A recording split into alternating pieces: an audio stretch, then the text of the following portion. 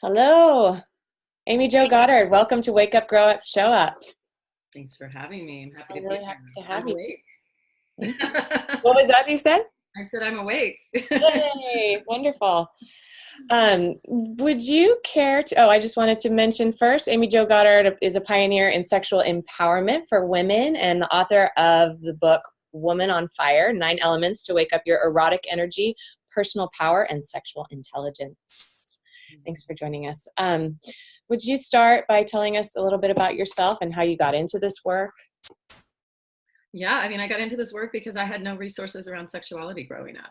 And I went through a lot of difficult things. And when I became politicized as a young feminist when I was in college and really came into my own sexual empowerment and finally learned about my body and how to have orgasms and,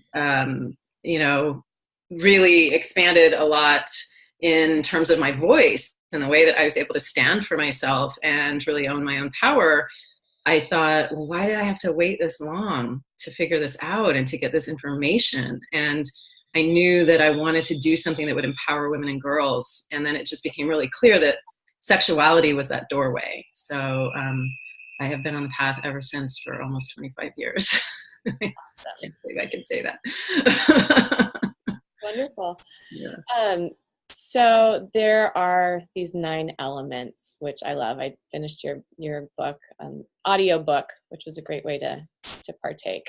And one of the things that I want to touch on first is that there's so many things that pull at us and so many things to work on. And even if we're living really intentional lives, why is this work important? Why should we start here? I don't think a lot of people start here, actually. Right. I mean, that would be a great world. Mm. I would love to see that world.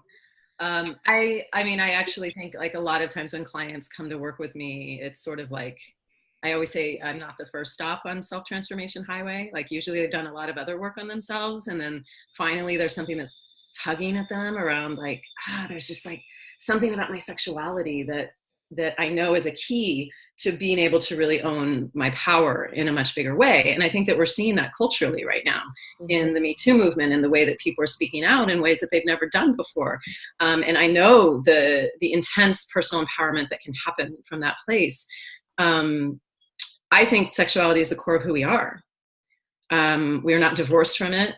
We don't, choose to wear it out for the day or leave it at home in our closet. I mean, it's a part of us. It's really, it is the core energy inside of us. It's the same, well of energy that our creativity comes from. Creative energy is sexual energy. And so I think that we're all here as creative beings. We're here to create something in the world.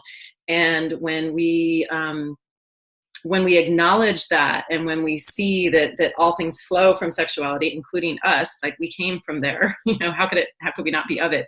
Mm-hmm. Then I think that we then can begin to really embrace ourselves holistically as whole people, and stop exiling this part of ourselves that our culture teaches us to exile, and that shames us around. I mean, there's lots of reasons why we do that. And, and I think that it's a critical piece to our wholeness. Mm-hmm. I love how you speak of it as the fire at the center of our lives. That's a really beautiful, beautiful metaphor. Mm-hmm. Talk about your experience with fire. I loved hearing about tending the fire. Mm-hmm. Yeah, I mean, I've been a part of many different spiritual communities in my life and fairly non-traditional ones, after, some Christianity in one part of my family growing up, but I've really been in some other communities, and I've been in a Lakota community for over 20 years now, or about 20 years, I guess. And so yeah, my Lakota teacher, Beverly Little Thunder, who I just interviewed for my Sex, Power, and Leadership conference, so I've got everything up in my office right now. She is a Lakota woman who carries on the traditional practices and teachings and ceremonies of the Lakota. And so I trained with her and other fire tenders to keep the fire for sweat lodges, what are known as sweat lodges. It's called an ipi. And so I've done that work for almost all of the years that I've been there. As soon as I came to my first NEP, I knew, oh my gosh, I want to keep the fire. Like, how do I get to do that? And it was, you just say you want to do it, and you offer some tobacco to learn, and then, you will get those teachings. And so, so I've been in that community for a long time. The fire is always the center of any ceremony. It's always the center. And the fire is always lit and stays on for the duration of the ceremony, whether it's an NEP that might be just a few hours, or whether it's a Sundance that is, 8 days long. Mm. So the fire is really critical, and it is the hearth. It's the center, and it is the warmth, and it is the thing that lights the way. Working with the fire and watching the way some fires light and some don't want to light, and the different energies of the fire. It's an amazing teacher. I think anyone that's ever really worked with the element of fire knows what an amazing teacher it is, and how much respect you actually have to have for it. And so I think that there's some really important reflections that we can take for ourselves from that. Mm-hmm. Yeah. People don't typically ask me about that part of the book, so I'm glad you asked about it. Yeah, it's very personal. I can see where you've cultivated that fire in yourself, for sure. Your presence. Tell me about bringing that fire out into the world and into the workplace and women in leadership in your conference. I think we're watching it happen, right? Watching, it literally, Me Too spread like wildfire, right? There's a lot of different fires, right? That's a wildfire. Right. I think that we're experiencing this backlash, right? Backlash, because it is so powerful, and it does feel so wild. And it's like women's voices have been unleashed. Like there's not going to be, a silencing the way that we've been silenced before. There will always be people trying to silence us. That goes without saying, as long as we have patriarchy. But I think that we broke through something in a very big way with Me Too. And so I was really interested in having a conversation that would elevate us to the next place of, okay, we've burned down some of the houses, we've jailed some of the folks, and, not very many actually, but I'm using it more as metaphor than real, in a reality situation as of yet. But, we're now at a place of, okay, what's the next level? What's the next level conversation? And so I really wanted to bring together a lot of luminaries and people that are doing incredible work in very different communities, around sexual violence and sexual harassment, around gender, around feminism, around race, around intersectionality, to really talk in depth about where we go now, and what does transformative justice really look like, and what does healing really look like. What does it mean to do both our individual empowerment work, which is largely the work that I do with women, and then to also be doing work in the collective, doing work in institutions, doing work, to shift workplaces. We need everyone on, all hands on deck for this, right? It's not one person, it's not one thing that's going to fix this. This is massive. It's cultural, it's institutional, it's systemic. And so we need people doing work in all of the various places that we are in. And so this conference, it has just been phenomenal. If people are probably going to view this, I'm actually in it right now, but it will stay up and available online for people to see. These talks are just phenomenal. The dialogue that's happening. We have a Facebook group, and all of the dialogue and the things that are being lit up in people to have conversations that they really haven't been able to have at a level they haven't been able to have. Someone was saying to me yesterday, I feel like I need another level of mental acuity to fully take in these talks. There's so much different languaging in them, and so many different ideas and things I haven't heard before. And that's exactly what we need right now, And so, I really wanted to center the voices of people of color. There are a lot of women of color and a lot of genderqueer and non-binary people who are speaking as part of this conference. It was very, very important to me that I center those voices. And I think we need to be listening to those voices right now. Mm-hmm. And what have some of the major takeaways? How are people working on this, and what's to be done? Any next steps? Well, we're only on day 4 of 9 days. So, but yeah, I do look forward to kind of seeing where we get by the end of our 9 days together and what people's takeaways are. I'm going to do a closing session with people to help them to really figure that out. You know, I mean, we've got a lot of sex educators. We've got a lot of people from different organizations that are participating in the conference. We've got we've got people from HR departments who are doing it. We've got, so there's like a range of people, a lot of artists, a lot of advocates, a lot of activists. We've got people who work with parents around their kids, so I think I'm excited to see, like what happens. A lot of people doing anti-violence work. A lot of therapists actually are joining us, which is great too, because they're really in it. They're deeply in it with people. So I want people to feel supported. I think that the transformative justice piece is a really big piece of it. I think that we're looking for ways to address these issues that aren't criminalizing, but that really seek to transform and create healing justice for everybody. Mm-hmm. If you don't know what these words mean, you should check out the conference, because they're new concepts for a lot of people. And there's been some communities for some time that have been really working with them and trying to figure out like what would real transformative justice look like.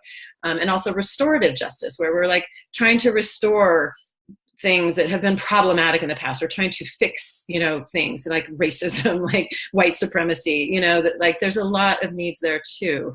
So I think the approach of like, we don't need to be throwing people out of communities. We need to be working with them. We need to be doing rehabilitation. We need to be having them really listen to the people they've hurt. Mm-hmm. That's the work. I mean, it's like, sure, we can throw them in a jail cell, and then what? That doesn't rehabilitate people. That doesn't help them. And so I think that we're all really seeking those models right now. And so I would say that that's a really big piece of the conference. Beautiful. Sort of along the same line. So when I see the title, Sex, Power, and Leadership, and I think about in connection with the Me Too movement, how do you have an idea of how it's possible to bring our full sexual power and intelligence and fieriness to the workplace, but still have like some workplace boundaries, and how because at the moment it's either like you're being oppressed or subjugated in some way, or there's no sexuality at all even allowed. Like there's no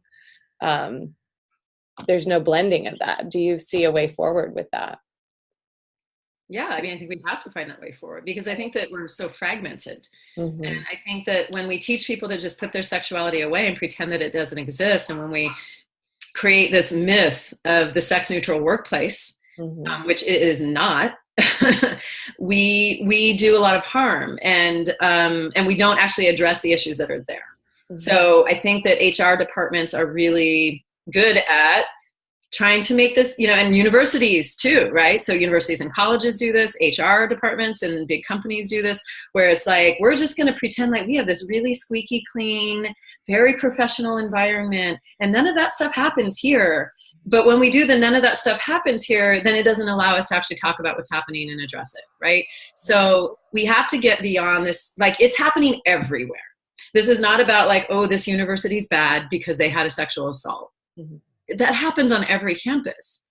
So I think, and same for companies. If you don't want to address the sexual dynamics and the sexual biases and the gender biases and that are very prevalent in the workplace, and clearly are very prevalent in the workplace, then you actually create an unsafe environment for people.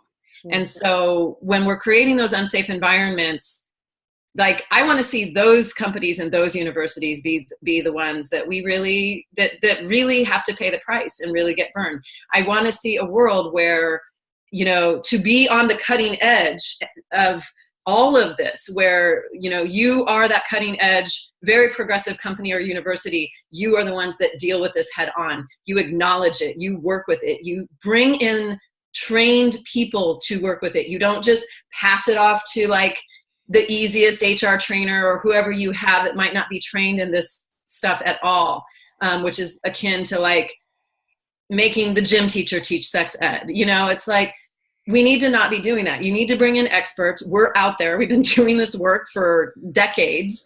There are many of us out there doing this work. You need to bring in those people and really work on the cultural environment that you have to create a safe environment and a consent-based environment.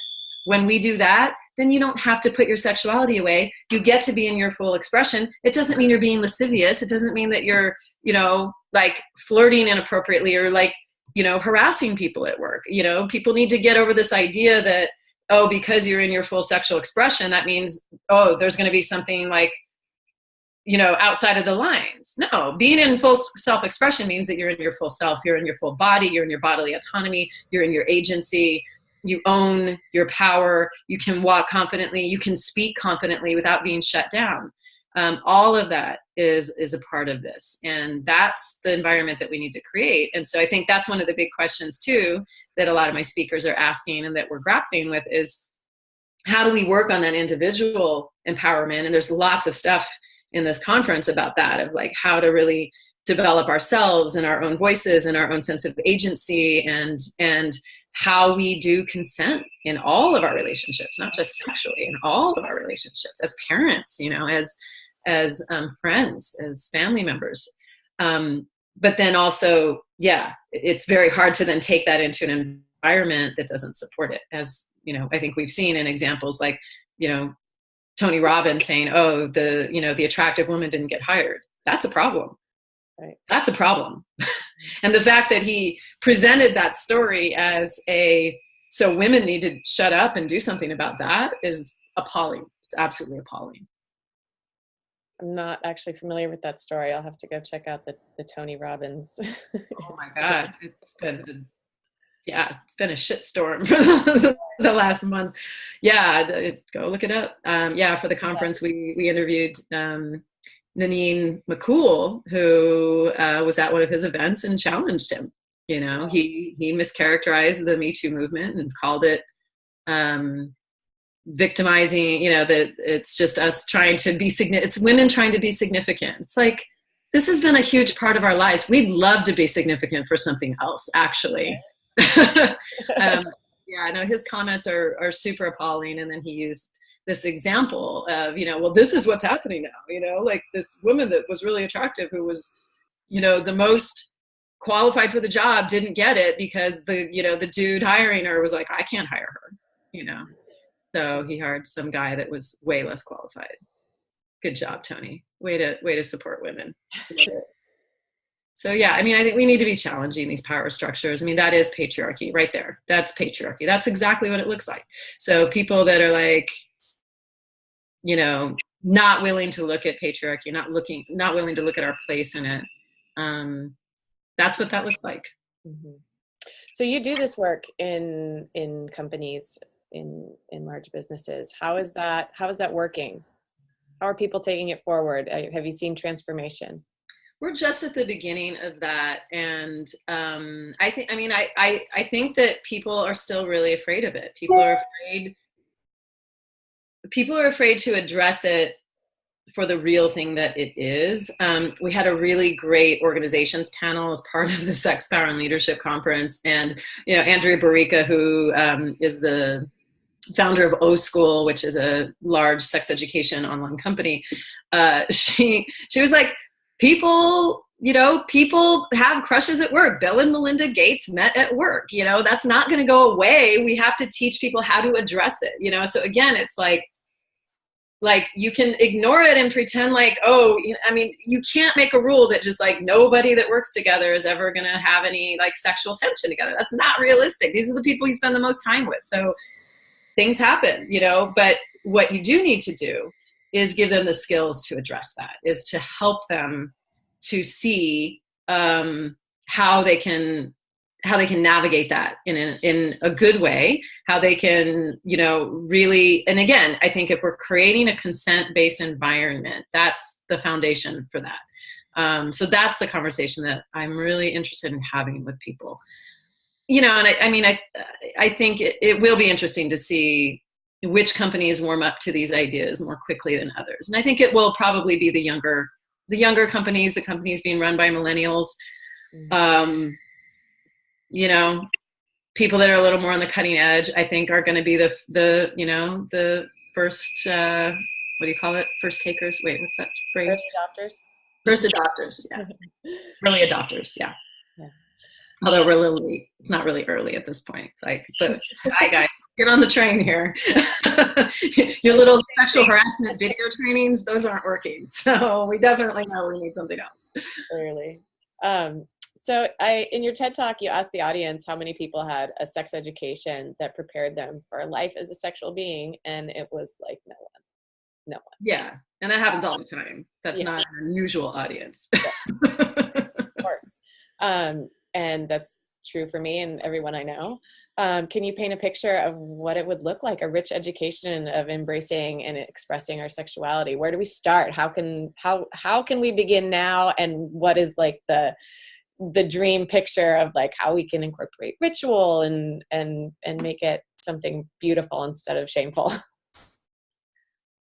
Yeah, it's hard because I think what ends up happening is that parents reproduce the shame that they've experienced. Mm-hmm. So I think part of it has to be parents getting new education and shifting their ideas so that they're not doing that, so they're not reproducing those things. And sex education should be like math. We should be learning it in every grade. And when I say that, and I have worked with literally, in my early sex education days when I was in public schools, I worked with first graders in sex ed, in comprehensive sex ed programs. And when people would hear that, they'd be like, oh my God, what are you teaching? It's like, what do you think we're doing with it? Like, we don't bring in models that like demonstrate how to have sex. Like, what do you think we're doing? Like, think about it. Like, you're not teaching algebra to first graders, right? You're teaching them their numbers. You're teaching them building blocks for math. You might be teaching them some addition and subtraction. Maybe you start to get in some multiplication, like you build. Every year you build more complex skills, more complex ways of thinking. Sexuality is no different. So, with young children, we need to be teaching them about their bodies. They have normal questions about their bodies. We need to be teaching them about boundaries and about consent and about, we don't actually respect the consent of children. I think that piece alone would change so much for people. If we started to really teach what consent means, and to stop saying to kids like, oh, go hug your aunt goodbye, or go sit on your uncle's lap. Don't do that to children. There's all these ways that we deny their agency. We deny them to be able to have consent over their own bodies and who they touch and who they kiss and who they hug. If they don't want to hug grandpa goodbye, they don't have to do that.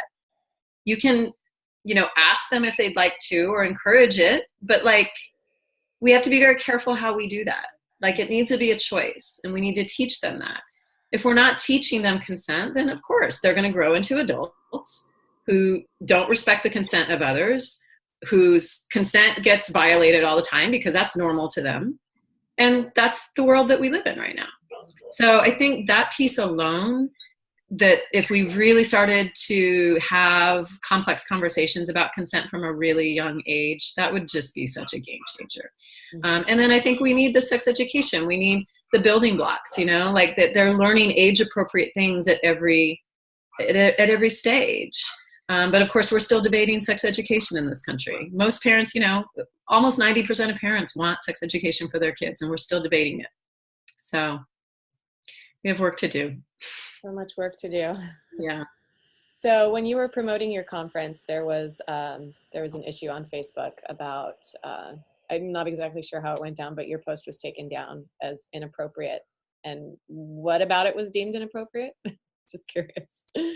Oh my gosh. Well, Facebook has they've never been a friend to the sexuality field. They have always suppressed our posts, our advertising, They don't approve our ads. They don't allow us to post things on Facebook. They put a lot of blocks on us. They will flag any word that is any derivative of sexuality. They will flag pleasure, erotic, anything like that. But then they had just put this whole new set of controls on, which everyone's experiencing right now, because they want everybody to advertise. And it's like, well, we'd love to, but you won't let us. So they're essentially completely silencing sexuality professionals. So because we can't advertise and they won't allow our posts to go out. So I get maybe 3 people seeing a post about my conference. And I had posted a big thing where I talked about, sexism, like the conference, and that we're addressing sexism. And someone had said, well, use $ for the S's, and it will get through. So every word that had sexuality, I used a $, but I had forgotten one word, sexism. And I tried to put the post through, and it literally rejected it. The only thing I changed was that S to a $, and it went through. Oh. So I was I was appalled by that. It's like, oh, not only can we not talk about sexuality, we can't talk about sexism. That is a problem. That's a serious problem. And especially in this Me Too moment, when we need to be able to talk about that. We need to talk about misogyny. We need to talk about white supremacy. I mean, they suppress posts about race and white supremacy all the time as well. They are this arbiter of discourse in a way that I think is very dangerous, and now I hear they're going to be turning it into a dating site, or they're going to be offering dating services. I am so appalled by that. It's like, you've been suppressing sexuality educators and people doing healthy sexuality work and sexual empowerment work for women for years. Oh, but now you're going to be a matchmaker. I mean, it's appalling to me. It really, really is. So a lot of people are leaving Facebook, and I think looking for alternatives and other spaces to be. But it's really unfortunate, the large reach that they have. Right. It is what it is. But I'm really curious to see. I think a lot of people are holding Mark Zuckerberg's feet to the fire right now, and I'm really curious what's going to happen and come of that. Besides Facebook. Although that has a huge reach. How much pushback do you get for this expertise and bringing sexuality into the big wide world instead of hidden away? I mean, it's all I know. It's all I've ever done. I think that there's probably a lot of things, spaces, people that have censored me, and I don't know. Mm-hmm. I think that's kind of how that works sometimes. It's like invisible. It's just like quietly, we won't let that be out there. So I think sometimes it's really hard to know. And, I do experience it. And, I mean, I've been called like ridiculous things at business conferences. I think it's like when I'm in those mixed spaces, I do spend a lot of my time in sex positive environments and sexuality conferences and communities where, people have an open mind about sexuality.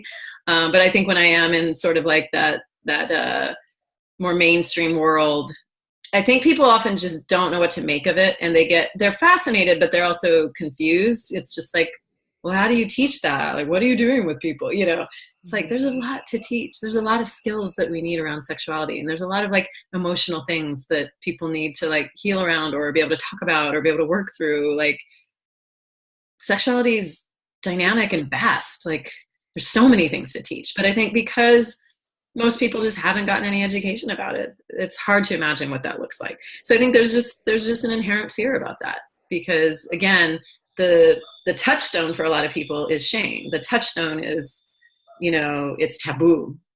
So it's hard to, until they've like been in my community or a community like it, or done some work around sexuality, or had, people talking about it in a different way, it's hard to imagine what that could look like.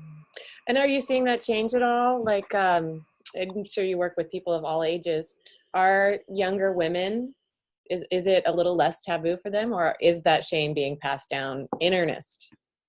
I think it's both. I mean, I don't think we've recovered from our shame yet. I think there's still a lot of it. But yeah, I do think that it's been interesting to watch like millennials and that generation talk about sexuality in a really different way. It's not a big deal to them in the same way. It's just there's a lot more acceptance, I think, of different sexualities and sexual expressions. There's a lot of like, we're not going to label ourselves, we're just who we are, you know? So I think there's a lot of really great things going on. I would love to see a lot more younger women come to my Fire Women retreat or some of the events that I do. You know, I get some, and I think that still for younger women, like in their 20s, it's a more mature move, you know? And so I tend to see women more in their 30s, 40s, 50s, even in their 60s and 70s sometimes at my retreats and in my programs. Because I think when women are in their 20s, they're often just, they're not ready, you know, or they don't even realize there are issues to be dealt with. And so I think sometimes we don't kind of realize the things that are there until maybe we're in a marriage and things aren't working well, or we're not having the relationships we want to have, or, you know, we've been around long enough to compare ourselves to all the things we hear about sexuality and to feel like I'm not having that experience, you know. And so there's an internal discomfort or distress that can happen. And so I think women do tend to come to it a little bit later. Mm-hmm. Yeah. Well, it's been lovely talking to you. Do you have a next big project, or will you just recover from this conference? Yeah, I mean, the big thing is my Fire Women retreat. That's in the fall. That'll be October 12th through the 14th in San Diego. I'd love for you to come if you would like to come. Yeah, it's beautiful. We did it last year, and we had like 75 women, and we expect at least double that, maybe triple that this year. But yeah, we do it at this beautiful space called the Fire Garden, and we do live ritual. You'd asked about ritual earlier. You know, we do live ritual and, you know, erotic carnival, and like there's a lot of experiential things that people are able to do to heal and to play and to really embrace aspects of their sexuality they haven't gotten to. So